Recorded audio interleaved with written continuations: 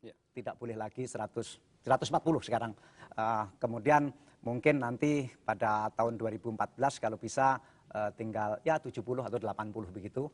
Mudah-mudahan itu bisa terlaksana. Mengenai size dari perusahaan sendiri Pak, apakah memang Pak Dahlan juga mempunyai target untuk membuat mereka salah satunya masuk dalam Fortune 500?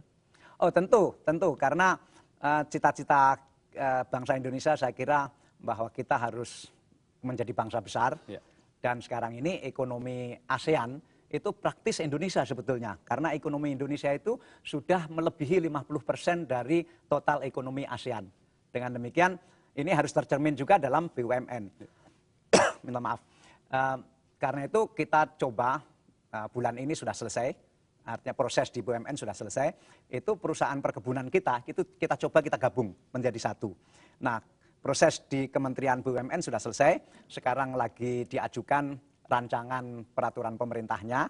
Kalau seluruh perusahaan perkebunan ini bergabung dalam satu holding, maka inilah perusahaan perkebunan yang memiliki lahan terbesar di dunia. Itu hampir 1 juta hektar.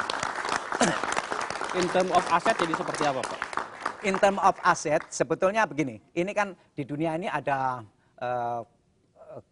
Golden, kemudian ada Sime Darby, kemudian ada satu lagi tapi tidak seberapa besar. Nah, kita yang agak sulit membandingkan dengan Sime Darby misalnya, itu yang terbesar, itu mereka punya berbagai bisnis, ada properti, ada segala macam. Kalau itu disatukan, Sime Darby masih lebih besar dari segi aset.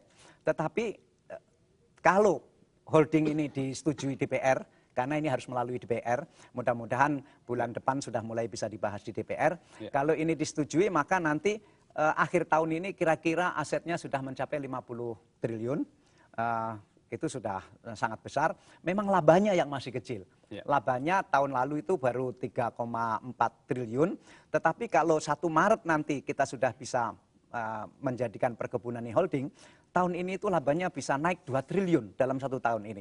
Karena kita akan lebih efisienkan. Baik, saya sekarang ingin menyapa kepada Pak Ketut Marjana. Kebetulan Pak Ketut ini salah satu BUMN. Saya ingin minta sharing dari Pak Ketut. Pak Ketut, kalau PT Pos Indonesia sendiri, apa langkah yang dipersiapkan untuk menghadapi tantangan yang disampaikan oleh Pak Dahlan tadi? Baik Pak Suryo. Sebelum saya menjawab pertanyaan ini, saya ingin menyampaikan bahwa peran PT Pos Indonesia terhadap sosial politik negara, terhadap ekonomi bangsa, dan sebagai sebuah korporasi.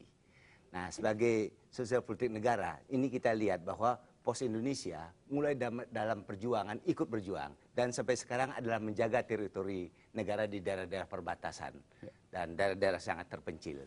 Nah, sebagai ekonomi bangsa, bahwa PT Pos Indonesia ini adalah tersebar ke seluruh pelosok tanah air, di mana hendaknya ini bisa dipergunakan sebagai untuk mendorong pertumbuhan daripada ekonomi, khususnya ekonomi di pedesaan, baik dalam penciptaan kerja maupun pertumbuhan ekonomi itu sendiri.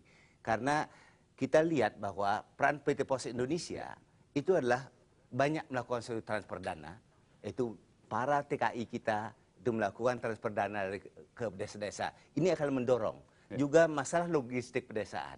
Nah, ini kita perankan bisa. Nah, sebagai sebuah korporasi, nah saya katakan saya ingin mempergunakan momentum yang Pak Dahlan, Pak Menteri BUMN katakan tadi, bahwa sebelumnya PT Pos Indonesia terkungkung oleh birokrasi. Memang tahun 1995 sudah dikorporatisasi, artinya sudah menjadi bentuk PT. Ya, Pak, ya? DPT, tetapi masih aturan-aturan ataupun mindset daripada pelaku pos ini itu masih birokrasi. Nah, momentum ini kami pergunakan. Jadi debirokratisasi yang dilakukan oleh Kementerian BUMN, kami pergunakan untuk juga melakukan suatu perubahan yang mendasar di PT Pos Indonesia ini. Pak, transformasi apa yang bisa kita lihat dari PT Pos Indonesia, Pak? Kenapa, Pak? Sorry. Transformasi apa yang bisa kita lihat dari... Transformasi ini begini. Jadi pertama, saya ingin katakan bahwa pos ini sudah lama tenggelam, boleh dikatakan. Orang udah samar-samar dengan Pos Indonesia.